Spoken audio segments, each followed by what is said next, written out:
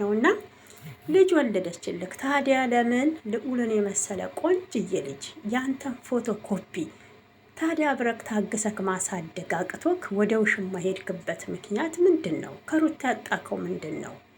በእውነት አንዳንዴ ለምንድን ነው የማትፈጽሙትን ቃላት የሴት ልጅ ላይ ፈጽማችሁ ልቧን ሰብራችሁ የምትሄዱት?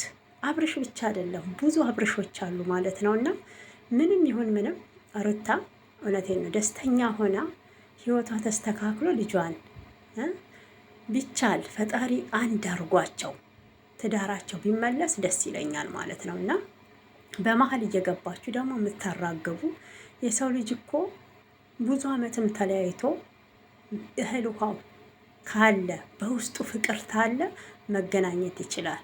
ግን በችኮላ በ6 ወር ውስጥ እንግዲህ ሌላ ቀለበት ሌላ ሰርግ ለማድረግ በጣም እየተሯሯጠ ነበር። እኔ ለምን እንዳመጣሁት ያው ይገባችኋል። ሰላም እንዴት አላችሁልኝ? ሰላማችሁ ይብዛ ውድ ተመልካቾቼ። ለቤት አዲስ ሆናችሁ እንደተለመደው ላይክ እና ሰብስክራይብ አድርጉ። ነባሮች በቀነት መታችሁ ላይክ ሰብስክራይብ እያረጋችሁ ኮሜንት አስተያየት ለምትሰጡኝ ከልብ አመሰግናለሁኝ። ፈጣሪ እጃችሁን ይባርከው፣ ቁርጥማት አይንካችሁ። ለሀገራችን ኢትዮጵያ ሰላሟን ያብዛልን።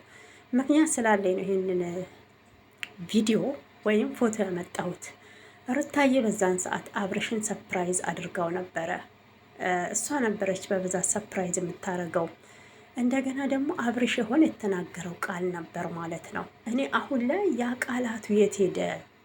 በእውነት አንዳንዴ የሆነች ነገር ከሚኖረን ይሄ ንጹህ ልብና ንጹህ ደህንነት ታውቃላችሁ። የሰው ልጅ ትንሽዬ ማለት ነው ትንሽዬ የሆነች ነገር ታለን እንቀየራለን። ሰው ሆኖ የማይቀየር የለም። በዚህ ምድር ላይ የማይቀየረው አንድ ፈጣሪ እንደሆነ እኔ ተረድቼዋለሁኝ።